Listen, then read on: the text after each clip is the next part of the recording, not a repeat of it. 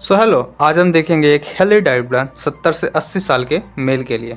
तो हम देखेंगे डब्ल्यूएचओ क्या रिकमेंड करता है, ठीक है, आपको हेल्दी लाइफ अटेन करने के लिए, यानी आपको हेल्दी बॉडी मेंटेन करने के लिए।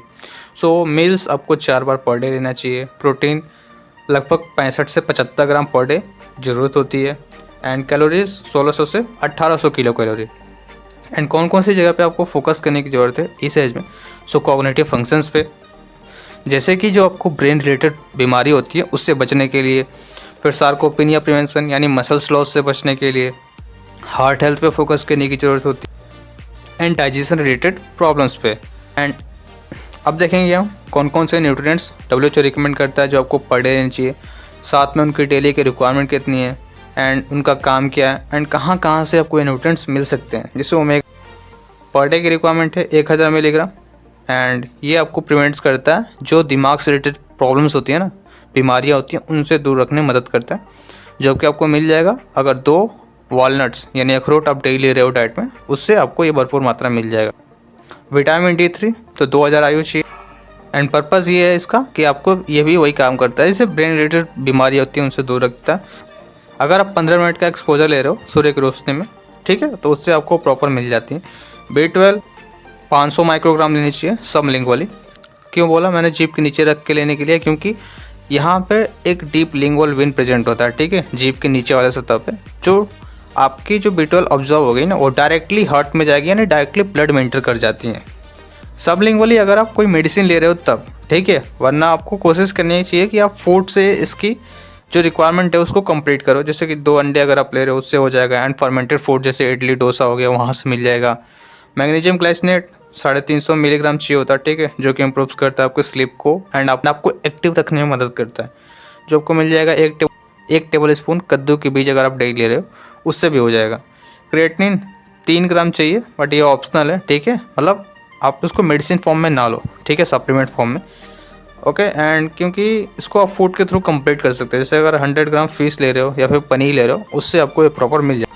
एंड मेन फंक्शन क्रिएटिनिन का क्या था, तो ये प्रोवाइड करता है एनर्जी, किसको? मांसपेशियों को, दिमाग को, यानी आपके बॉडी के डिफरेंट पार्ट को एनर्जी प्रोवाइड करने में मदद करता है। फिर कुछ क्रिटिकल्स बात कर लेता हूँ, जैसे आपको एनुअली ब्लड चेकअप कराते रहनी चाहिए, किसकी? B12 की, D3 की, एंड साथ में किडनी फंक्शन टेस्ट भी आपको कराते रहने चाहिए एनुअली।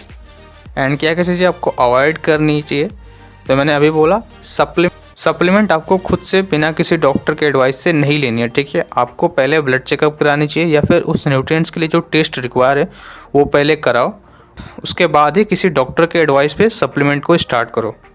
फिर जो 7 दिन का डाइट प्लान है मैं आपको स्क्रीन पे शेयर कर दे रहा हूँ, आप उसका स्क्रीनशॉट ले लेना।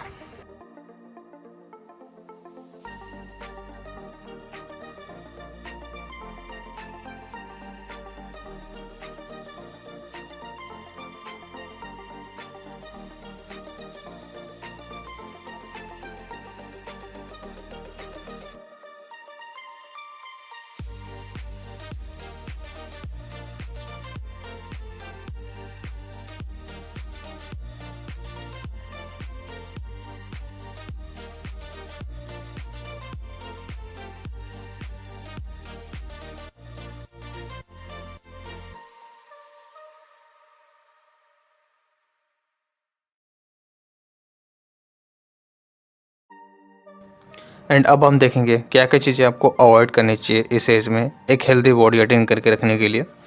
सो फ्राइड फूड्स आपको अवॉइड कर देना चाहिए, ठीक है, क्योंकि वो डिमेंशिया के रिस्क को इंक्रीज़ करता है।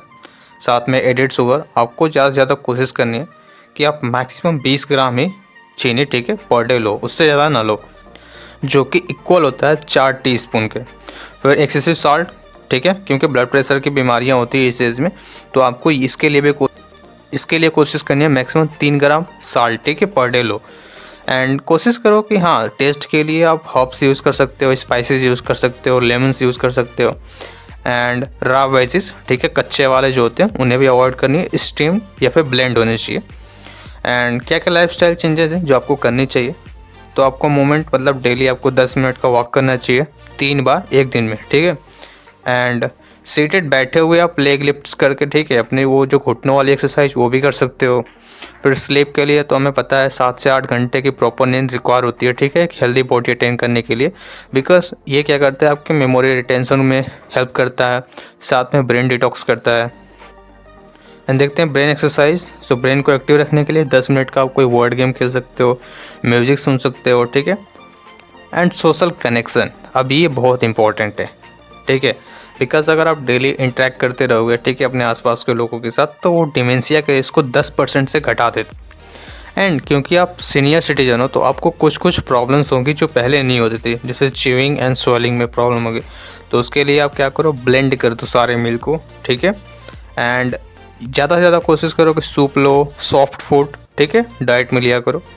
एंड मेडिकेशन अलर्ट में बात करूँ तो कुछ कुछ ऐसे मेडिकेशन है जो आप इस एज में लेते हो जिसकी वजह से कुछ और भी प्रॉब्लम्स क्रिएट होते हैं। जैसे प्रोटॉन पंप इन्हिबिटर वाले अगर आप मेडिसिन ले रहे हो तो आपको डाइट में जो B12 के फूड्स है ना, उन्हें डबल कर देना चाहिए, क्योंकि वो B12 की अब्जॉर्प्शन में दिक्कत करता है। एंड स्टेटिन अगर डाइट में ले रहे हो सप्लीमेंट फॉर्म में, तो वो कोएंजाइम Q10 को डिग्रेड करता है, यानी उसके अब्जॉर्प्शन को कम कर देता है, ठीक है। तो ये चीज़ें कम होंगे तो आपके बॉडी में एनर्जी ओवरऑल घटेगी। तो कोएंजाइम Q10 को बढ़ाने के लिए, ठीक है, आप कोशिश करो कि डाइट में ज़्यादा सार्डेन्स लो, पीनट्स लेना शुरू कर दो। साथ में मेमोरी बूस्ट करने के लिए रोजमेरी अरोमा थेरेपी लेना शुरू कर दो। एंड आपको ये प्रॉब्लम जैसे diabetes, kidney issue, heart disease, dementia risk, ये सारे रिस्क जो होते हैं आपको होने के चांसेस ज़्यादा होते हैं इस एज में। तो इसके लिए या फिर इन चीज़ों को मेंटेन करके रखने के लिए आपको क्या क्या चीज़ें करनी चाहिए। जैसे डायबिटीज़ है तो इससे बचने के लिए आपको कोशिश करना चाहिए कि आप डाइट में जो चावल है उसको रिप्लेस कर दो पैरले से, ओट्स से। आप कोशिश करो कि 6 स्मॉल्स मिल लो, ठीक है, एक दिन में। एंड किडनी इशू तो अगर आपको किडनी से इशू है तो आप कोशिश करो कि जो पोटासियम है ना उसको डाइट में, जैसे पोटैटो हो गया, बनाना हो गया, इन चीज़ों को डाइट में कम कर दो। साथ में जो सप्लीमेंट्स ले रहे हो साथ में जो सप्लीमेंट ले रहे हो बिना किसी डॉक्टर के एडवाइस, ये भी चीज़ें रोक दो। एंड हार्ट डिजीज से बचने के लिए ऑलिव ऑयल यूज़ करो, ठीक है, 2 टीस्पून, ठीक है, डेली लोगे हो जाएगा। एंड घी और बटर को कम्प्लीटली अवॉइड कर दो। डिमेंशिया रिस्क से बचने के लिए आप डाइट में बेरीज और टर्मरिक की क्वांटिटी इंक्रीज़ कर दो। एंड जो प्रोसेस्ड मीट है उन्हें, जैसे सॉसेज हो गया, बैकन हो गया, इन्हें अवॉइड करो completely.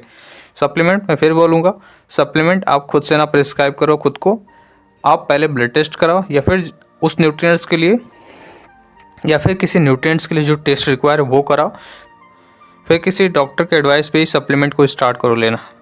Okay, thank you. Healthy peoples make healthy nation.